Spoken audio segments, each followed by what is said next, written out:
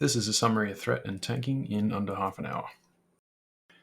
Summarizing many topics in a quick version. It may not be 100% OCD level correct, but it'll be decent. I enjoy Fury Prot. I also enjoy Deep Prot. So don't use this to flame prot tanks. The Shield Slam actually makes some of the best sounds, and I'd raid Nax as prot some weeks if I could. So there's a major assumption. I'll assume this. Everyone knows Fury Prot threats more at the top end of raiding. And the question is when, where, why, and how much, and what else might a tank need to know to cut over from Deep Prot to Fury Prot, and even if it's needed or not. If you are progressing, it's very different to an unburned DMF against full BIS warriors and searing pain BIS locks, meaning progression raids don't need to be pure meta, and sub 90 clears don't run any deep prot. Another note, some raids stacked with BIS healers cover many wrong decisions, and so can world buffs. And further that, the aim is to actually finish the raid. So if it's Nax and it actually requires gear, skill, and everything else, you can actually lean into more mitigation for earlier bosses so that the main tanks are still alive when you get to the end of the raid and are actually needed, like Saf, Thaddeus, Lower Theb, and KT. There's no point in the main tank dying to try and out-threat everyone on a Nubrakan if they're dead after the first boss. There are 15.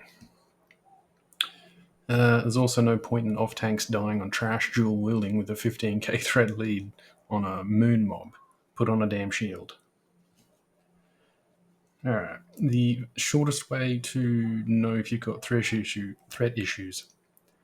The first way, DPS actually pulls threat on a boss because they're not throttling and you wipe. Second, DPS complain to the raid leader or to you directly.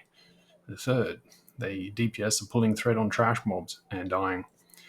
And the more subtle one, DPS are actually slow to engage because they have died in the past on trash and consumes are now costing quite a lot.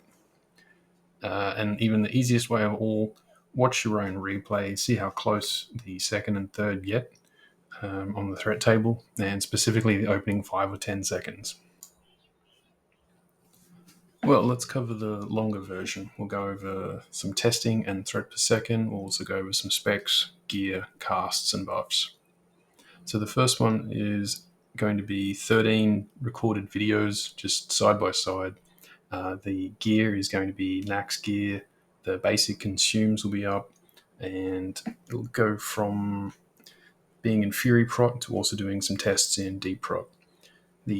From top left all the way down the bottom, the first is just pure auto attack. Second is 5 Sunders, 1 refresh. Third, Sunder spam, 5. Sunder spam, BT, HS, Sunder refresh, repeat. Fifth is going to be a COTS, Death Wish, 5 Sunder, BT, HS, Sunder, etc. 10, auto attack with a shield. 11, Sunder spam with a shield. 12, the full everything. COTS, Death Wish, Sunder, Revenge, Bloodthirst with a shield to see what it can all do. The next one's in Deep Prot, again, Nax gear. 20, well, the next one, number 20, will be Sunder spam with Imp Sunder reduced cost. 21, 5 Sunder, Slams, Revenge, Heroic Strike. You might ask, what if you're in this Shield Slam gear, which has got more block value? So that's what 22 and 23 are. 329 block set with a trinket, and then leaning back out to 233 block with different gear for more crit. All these figures are also on the next page. And the final test will be full T2 set with a Quelsara, just as a comparison.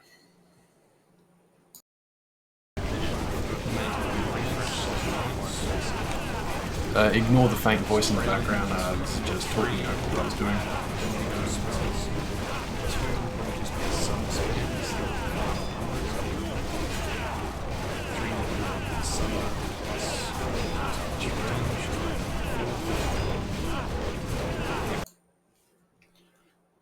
In my head, that was just such a funny thing to show and have all playing at the same time. I decided to just let it roll.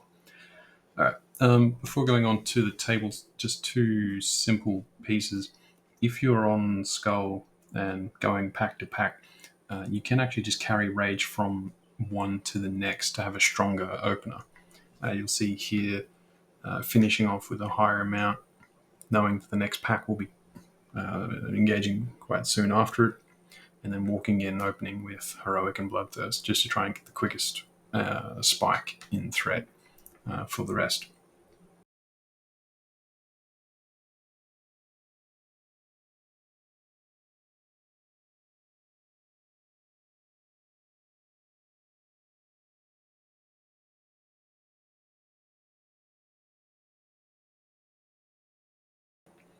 Next to that, we'll see the opener of just a DMF Mayexner.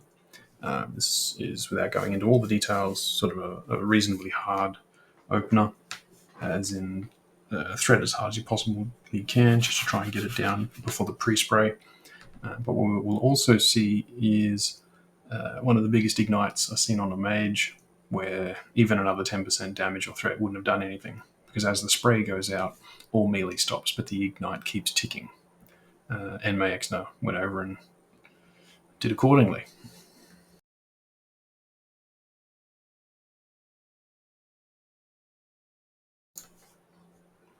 The ticks were actually for about 7,000 damage each and started 15 seconds in. There's a few ways around that, but that's a different topic.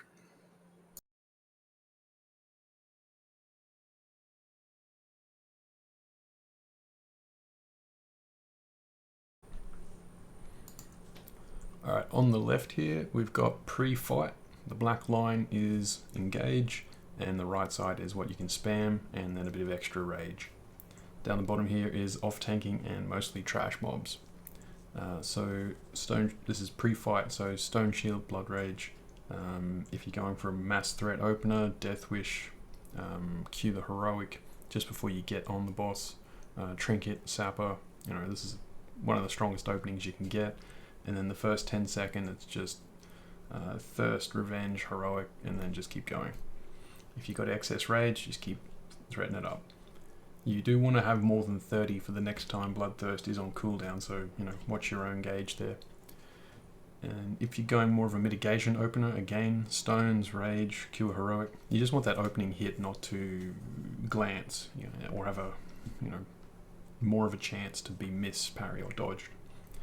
During the fight, so Lower Theb, Saffron, with a shield on, or if you're in progression, spamming Block, Revenge, Thirst. And then, if you've got the Raged, which you probably will, chuck in the Heroic, and that'll replace your main hand auto attack with something that can't glance with a higher threat.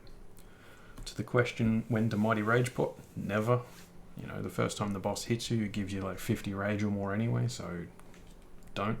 I don't know speedrunning meta, but Stone Shield is the win before the fight, not partway through. Do it before. Alright, heading into Trash Wings and off-tanking and just general.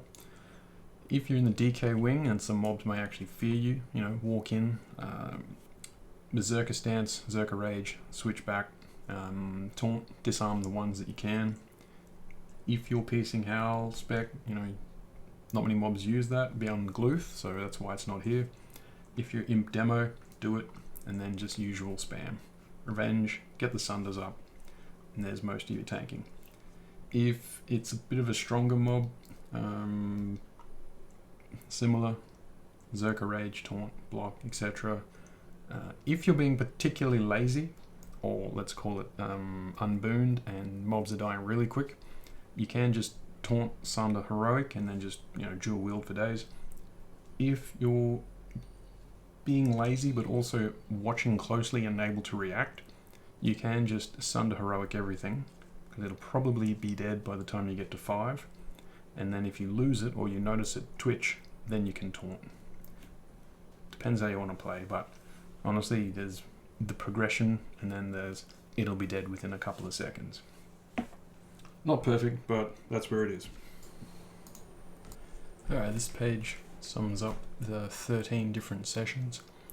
The main figure is the one down the bottom at the 1 minute mark, how much threat each run had. Divide that number by 60, you end up with an average threat per second.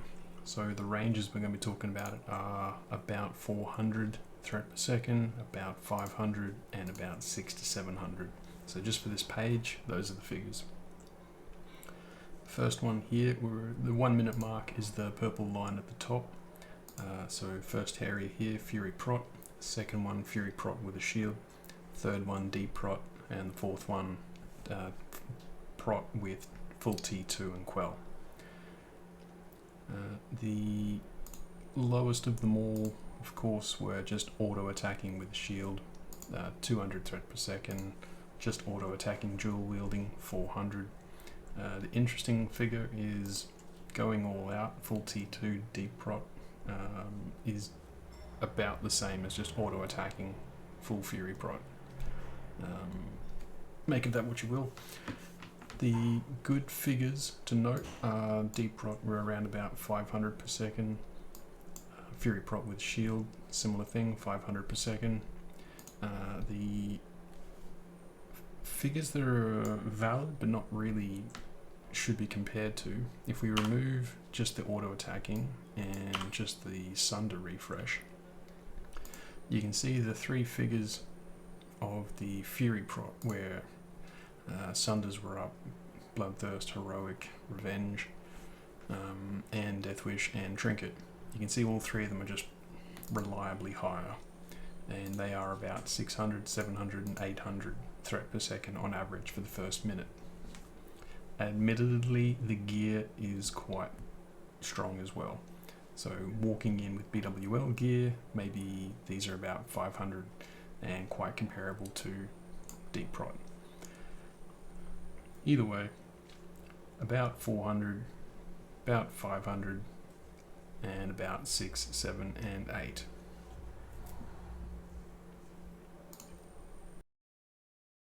Take those figures known from before, about 400, 500, and 600 threat per second. This is the chart carrying over. Those are just there, all for about a 1 minute duration. If we drag that out of the road, we can now see there's even, more steeper lines. These are nearly all doubled, if not tripled. So threat examples are Gluth and Lowertheb, about 1300 and about 1400 threat per second.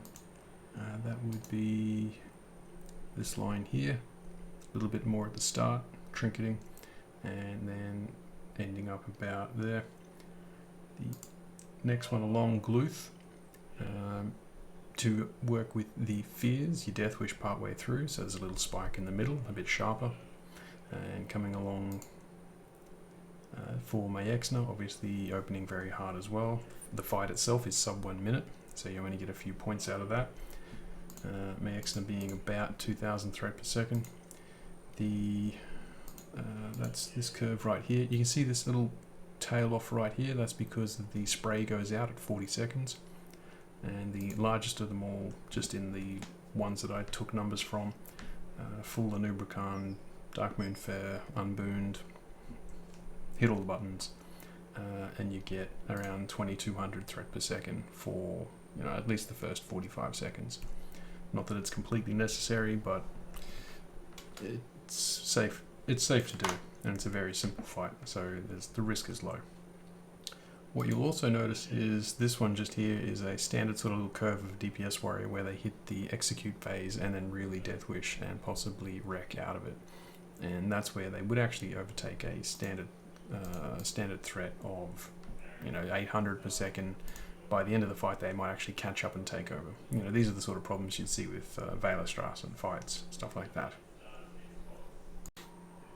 So without fully repeating all the information, the three ranges of threat per second, 3 to 500, just basic gear and consumes, raid buffs and good gear, 600 to 900 threat per second, full world buffs, all the consumes, all the buttons, Fury Prot, 1200 to 2200 threat per second. The recent raid that I watched with mostly AQ40 gear, BWL gear, and no particular Nax gear, these are consistent with the numbers they got. 600, 900, 700 for Anubrakan, Fairleader, Hagen, Mayexna. So it's these middle four figures aren't my own clips with my own gear for non-unbooned runs. This is a recent run of another raid. So they're legit. The interesting to also note is these two lines here, DPS warriors on Anubrakan and Mayexna, they're actually extremely consistent with the damage they put out, obviously going max everything and ideal rotation. They're very reliable. DPS is actually very reliable when it approaches just near perfect gaming, which is also good for having to thread against it. Alright, let's talk about talent trees for a moment. Most of Fury Prod comes down to 6 talents and not many points between them.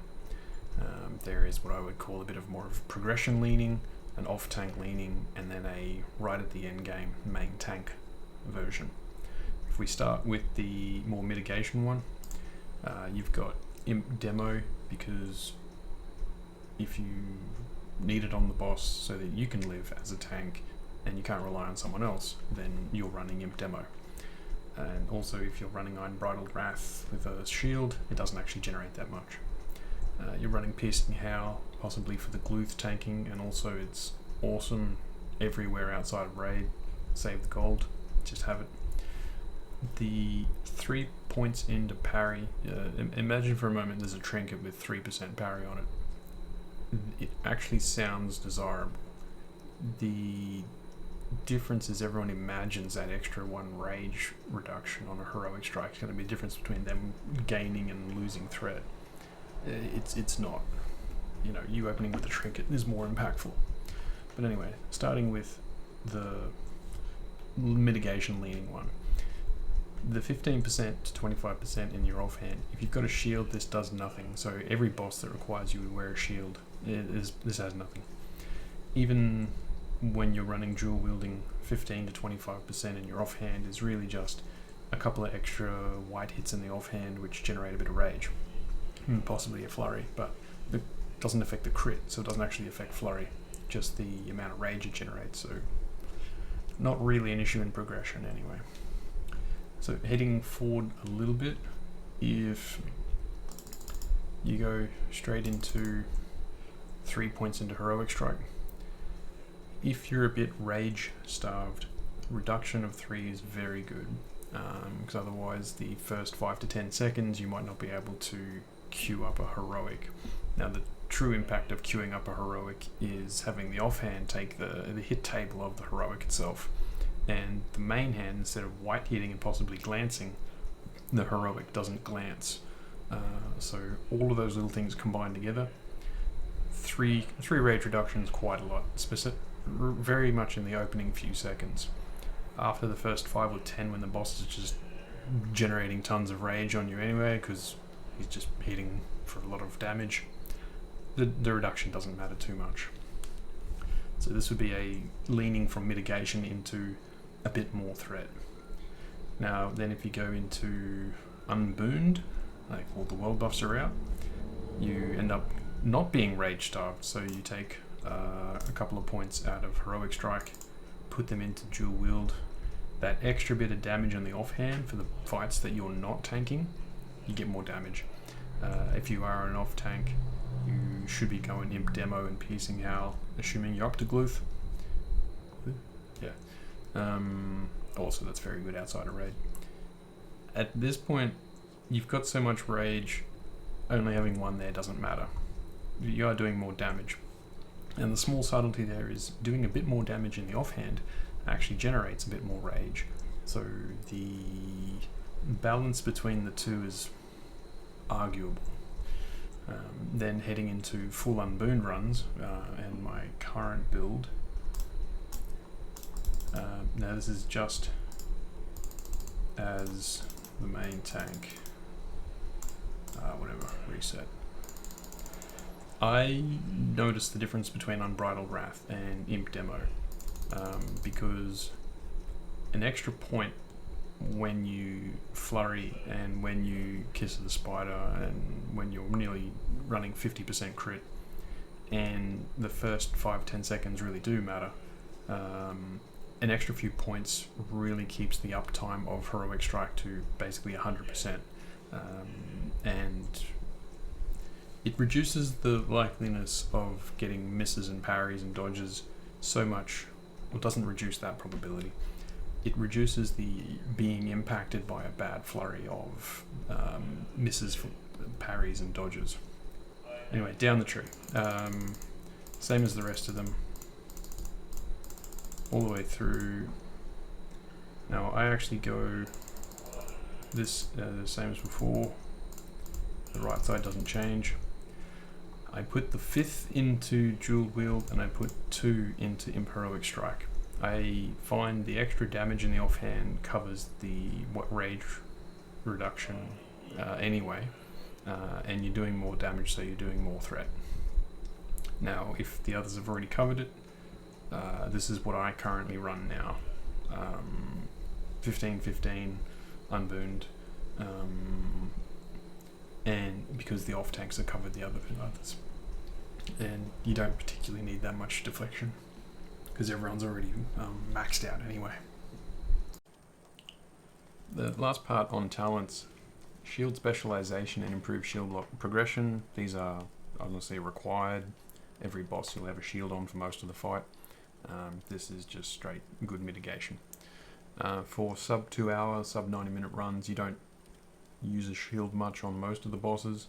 However, the bosses that can get really difficult, Lower Theb and Saffron, these are huge.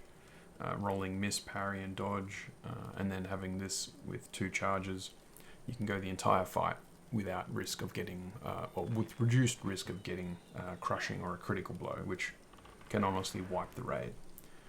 Just on that, if threat's not an issue, you can actually run 2 block trinkets. Glyph of Deflection is actually good for Lower Theb. 2-minute cooldown actually takes away a lot of damage. We're going to talk about item rack sets for a minute. This is just specifically for Nax. Obviously, you do what you can with the gear that you've got. With more gear comes more optimizations, and those stats are endless and they're a bit debatable. Early progression. Some people have 1 item rack per boss and optimize as much as possible. Others will just run set the entire way. So, first one is what I would run 90% of the time, main tanking. Obviously, after a while you get more gear, you end up with just 1 set that runs pretty much everything. I use this in all raids, so I just swap out the Mark of the Champion for another trinket. So this is just main tank basically. Call them whatever naming convention you want. I just call this one Fury Prot. If you need a little bit more threat, which honestly shouldn't happen, it's really just a ring and a bracer, or 2 rings and a braces that change. The sets are nearly identical. So that's set 1, that's set 2. Going on to what can be seen as the 4 pieces of T3 meta, where people just run 4 pieces of T3 the entire way through. It's better for trash, obviously, for the extra 5% chance to taunt and challenging shout to actually hit the mob. You can actually save 2 bag spaces if you run this as well, without a complete spreadsheet of information. I think the 4-piece meta is braces, breastplate, helmet, and the ring. But I completely agree with anyone who says Dreadnought shoulders look cool, so run them. The reason I wouldn't run them in an unbooned 15 is because the DPS then might start questioning your sanity, and they won't go as hard, and you don't want to do that. So that's number 3, the 4-piece meta. What I'd then call the dodge set, and the dodge with a little bit of threat. So dodge is really your Lower Theb set, or your hateful tanking set. If you're threading a bit, if you need to thread a bit hard at the start of Lower Theb, chuck an activatable trinket like Cots, Earthstrike, whatever you want. It's noticeable over time. Obviously this is nearly all just T3 gear with a big shield. Again, whatever gear you've got, go for it. The trick with some of those fights is to just survive them. This is almost identical to the SAF tanking set as well. The main difference is, depending on what enchant you've got on your T3 boots, if you've got minor speed on them, run this exactly the same. I don't, so I actually have to swap a couple of pieces out. So I'll run Conquerors on SAF because they've got minor speed. And I'll just adjust the neck and back as well, just for a little bit more opening threat in the first 10 or 15 seconds. Again, this is assuming unburned, and the DPS is unburned, so they're actually going pretty hard as well. The next few sets, highly recommended. 4 Horsemen, depending on what your starting position is, Thane, Mograine, or the back. If you go Thane and the DPS is very strong, you basically also want to match that level of threat by having on the threat set, and probably not the 4-piece meta, even though you could.